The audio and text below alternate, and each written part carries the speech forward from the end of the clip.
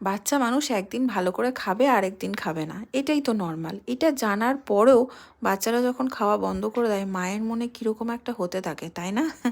নীল কয়েকদিন ধরে একদমই কোনো কিছু খেতে চাইছে না। আমি ভাবছি কী ট্রাই করি ওর জন্য। আজকে একটা দারুণ রেসিপি ট্রাই করেছিলাম, ভাবলাম তোমাদের সাথেও সেটা শেয়ার করে দিই। অনেকেই তোমরা বড় ব্লগে কমেন্ট করো নীল কি খায়, সেটা যেন তোমাদের সাথে শেয়ার করি। বড় ব্লগে হয়ে ওঠে না, মিনি ব্লগে ছোট্ট ছোট্ট করে ভাবছি তোমাদের সাথে এবার থেকে আমি এটা শেয়ার করে দেবো।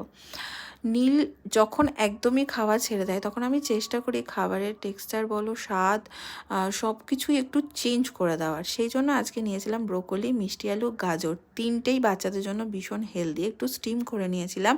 ওকে কোনো রকম মিক্সির পেস্ট করা খাবার বা ছাঁকনি ছেঁকে দেওয়া খাবার আমি দিই না, কিন্তু যখন এইরকম অনীহা আসে ওর খাবারে তখন এইভাবেই চেঞ্জ করে আমি দেওয়ার চেষ্টা করি। প্যানের মধ্যে নিয়েছিলাম একটু ঘি, আর তার মধ্যে এই পেস্টটা দিয়ে দিয়েছিলাম। এটাকে একটু ভালো করে ফুটিয়ে নিয়েছিলাম, জল দিয়েছিলাম আর একটু পাতলা করে নেওয়ার জন্য। তোমরা তোমাদের প্রয়োজন মতন করো, তোমাদের বাচ্চা যেরকম খায় গাঢ় পাতলা সেইভাবে নিও।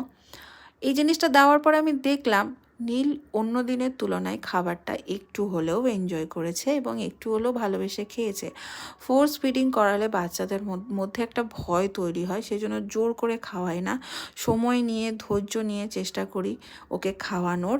এটা ফুটে যাওয়ার পরে এর উপর একটু গোলমরিচ দিয়ে গরম গরম সার্ভ করেছিলাম। ট্রাস্ট মি, আমি খুব হেল্প পেয়েছি।